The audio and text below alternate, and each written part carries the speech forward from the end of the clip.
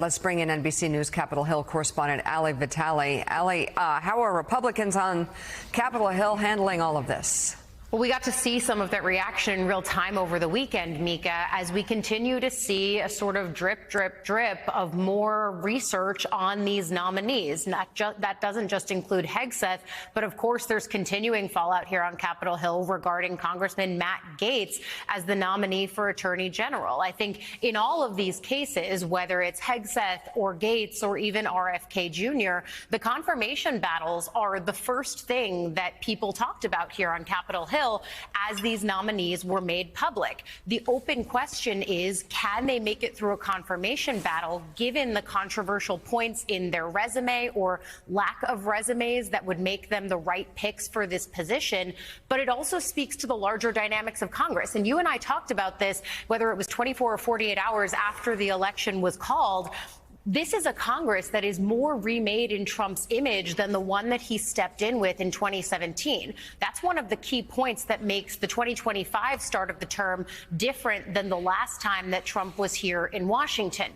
The House, we talk about often, remade in his image, ally upon ally there. And you see House Speaker Mike Johnson sort of backing this thing up and saying, hey, we should not be releasing ethics reports after someone is no longer a member of Congress. Typically, that's the way that it goes. There are a few exceptions, but senators on both sides of the aisle are calling for that ethics report to be released. We'll, of course, keep following up on that on the House side as members come back. But then in the Senate, it's the same story. It's more of a body that's been remade in Trump's image. And while there might be senators who are saying now, either on background or publicly, that they might not want to vote for someone like Gaetz or even Hegseth, I think it's going to be difficult for many of them coming from bright red states to be able to go home and explain that to their constituents. And I'm just not sure that Republicans in the Senate have the appetite of going in saying, we want the Trump agenda, but we're not going to let him have his people. And that's where we draw the line. I think this is a real test of how MAGA is Washington now with Trump coming back to office.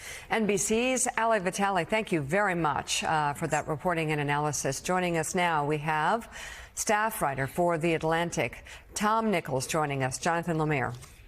Tom, it's certainly been a dizzying array of nominations put forth by Donald Trump. I know the Tulsi Gabbard one, as we spoke about last week, is particularly concerned you.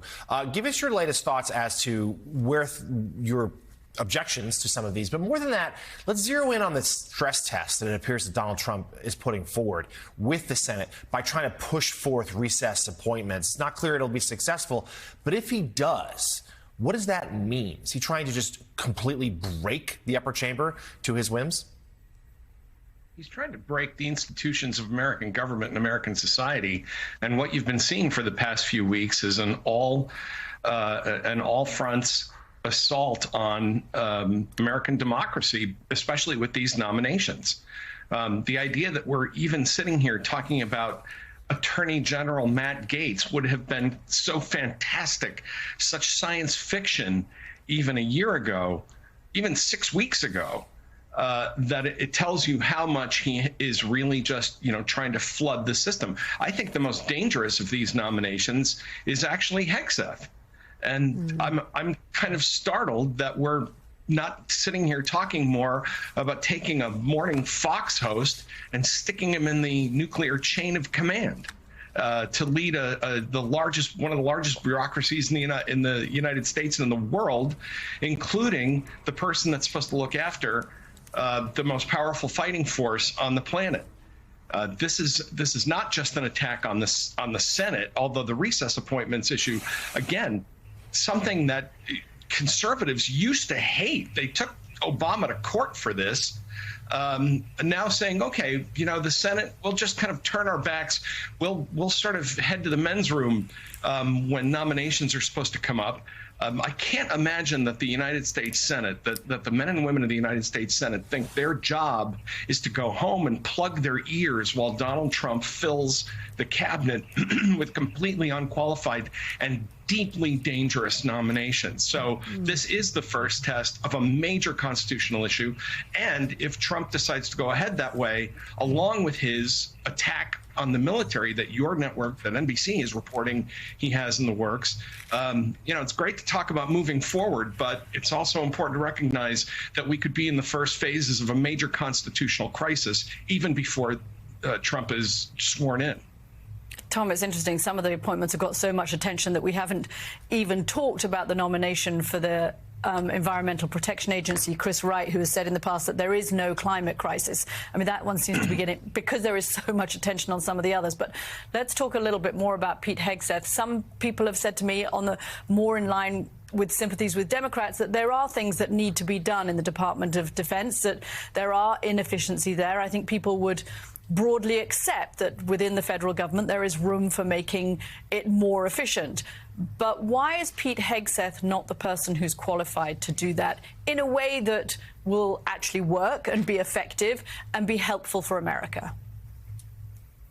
Well, you're right. We're not, excuse me, we're not talking about some of those other nominations because they could not be involved in potentially apocalyptic decisions that could happen inside the Oval Office. The reason we're talking about somebody like Hegseth, and to go back to your point, Patty, is he has no experience, none. He was a major in the Army. I taught hundreds of majors in the course of my career. That doesn't make you qualified to be Secretary of State. He has no serious executive experience. He has no serious foreign policy experience. He has no serious national security experience.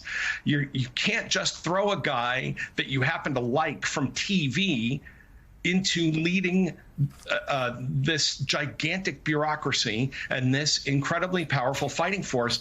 And again, and I'm going to keep saying it, insert him into the chain of command for the release of nuclear weapons. And the idea that, well, and of course it's true. Of course it's true that the Pentagon has problems. I was a DOD employee for 25 years. There are plenty of things that could get done. But, taking a guy you saw on TV and saying, go fix the DOD is not an answer to those problems. That's just trolling America. That's just mocking not just the voters who didn't vote for you. It's mocking your own voters.